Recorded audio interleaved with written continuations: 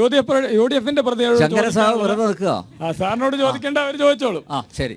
UDF-ന്റെ പ്രതിയോട് ചോദിക്കാനുള്ളത്, ഈ രാജ്യത്തെ ജനങ്ങളെ ബാധിക്കുന്ന വളരെ സുപ്രധാനപ്പെട്ട ബില്ലുകൾ പാർലമെന്റിൽ അവതരിപ്പിച്ചു. മുത്തലാഖ് ബില്ല്, തൊഴിൽ നിയമ ഭേദഗതികൾ, ഇപ്പോൾ ഏറ്റവും അവസാനമായി പൗരത്വ ഭേദഗതി ബില്ല് അടക്കം അവതരിപ്പിച്ചപ്പോൾ ഈ പാർലമെന്റ് അംഗം അവിടെ എന്തെടുക്കുകയായിരുന്നു? അപ്പോൾ ഇന്ന് അദ്ദേഹം പറഞ്ഞത് അദ്ദേഹത്തിന് അതിനെക്കുറിച്ച് നിങ്ങൾ എന്നോട് ചോദ്യം ചോദിക്കരുതെന്നാണ്.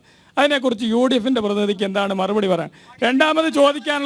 രണ്ടാമത് ഈ ഗ്യാസിൻ്റെ സബ്സിഡി അക്കൗണ്ടിലേക്ക് വരുമെന്നാണ് പറഞ്ഞത്. ഇവിടെ നിൽക്കുന്ന BJP-യുടെ പ്രതിനിധിയുടെ അക്കൗണ്ടിൽ ഈ ഗ്യാസിൻ്റെ സബ്സിഡി ലഭിച്ചിട്ടുണ്ടെങ്കിൽ അദ്ദേഹം ഈ ജനങ്ങളുടെ മുമ്പാകെ അതൊന്ന് പറയണം, അദ്ദേഹത്തിന് കിട്ടിയെന്ന്. ഞങ്ങൾക്ക് ആർക്കും കിട്ടിയിട്ടില്ല. ന്യൂനപക്ഷ വിഭാഗങ്ങളെ ബാധിക്കുന്ന എല്ലാ വിഷയത്തിലും വ്യക്തമായ നിലപാടും സുശക്തമായ നിലപാടും എടുത്തിട്ടുള്ള ആളാണ് ആന്റോ ആന്റണി. വ്യക്തമായ നിലപാടുകളും ശക്തമായ നിലപാടുകളും വോട്ട് ചെയ്തിട്ടുണ്ടോ ഇല്ലയോ എന്നുള്ളതല്ല പറഞ്ഞേ. വ്യക്തമായ നിലപാടുകളും ശക്തമായ നിലപാടുകളും എടുത്തിട്ടുള്ള ആളാണ് ആന്റോ ആന്റണി. ഈ കഴിഞ്ഞ ദിവസം പോലും ഇന്നലെ പോലും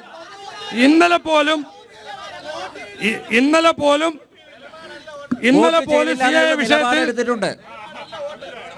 അദ്ദേഹത്തിന് പറയാനുള്ളത് അത്രേ ഉള്ളൂ.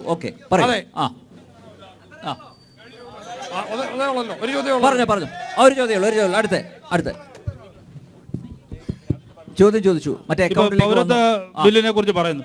പൗരത്വ ഇത് വിജ്ഞാപനമായതുകൊണ്ട് കഴിഞ്ഞ ദിവസം വിജ്ഞാപനമായി സബ്സിഡി അക്കൗണ്ടിൽ സബ്സിഡി സാധാരണ ജനങ്ങളുടെ അക്കൗണ്ടിലേക്ക് വരുന്നുണ്ട്. ഇത് ഇവർക്ക് മാത്രമാണ് കിട്ടാതെ. എത്ര ആൾക്കാർക്ക് വന്നുകൊണ്ടിരിക്കുന്നു സബ്സിഡി, ഇതിൽ ഇവർക്ക് കിട്ടുന്നില്ല എന്ന് പറയുന്നത് വേറും കള്ളപ്രചരണം ഇവർ നടത്തിക്കൊണ്ട്. പൗരത്വ ഭേദഗതി അതിനെക്കുറിച്ചാണ് ഇവിടെ പറയുന്നത്. അതിന്റെ വിജ്ഞാപനം കഴിഞ്ഞ ദിവസം ഈ നാട്ടിലെ ഒരു ഇന്ത്യക്കാരനെ പോലും പുറത്താക്കുന്ന നിയമം അല്ല കൊണ്ടുവന്നിട്ടുള്ളത്. ബംഗ്ലാദേശിൽ നിന്നും അഫ്ഗാനിസ്ഥാനിൽ നിന്നുമൊക്കെയുള്ള ആൾക്കാർ ഇവിടെ നുഴഞ്ഞു കയറുന്നവർക്കെതിരെയുള്ള നിയമം വന്നിരിക്കുന്നത്. അല്ല, ഈ നാട്ടിലെ പൗരന്മാർക്കെതിരെ ഒരു നിയമം ഇവിടെ കൊണ്ടുവന്നിട്ടില്ല. ഒരു ഇന്ത്യക്കാരനെയും പുറത്താക്കാൻ മോദി സർക്കാർ കൂട്ടുനിൽക്കത്തില്ല. അത് അറിഞ്ഞുകൊണ്ട് ഇലക്ഷൻ കാലത്ത് ഇവർ ചുമ്മാ കള്ളപ്രചരണം നടത്തിക്കൊണ്ടിരിക്കുകയാണ്.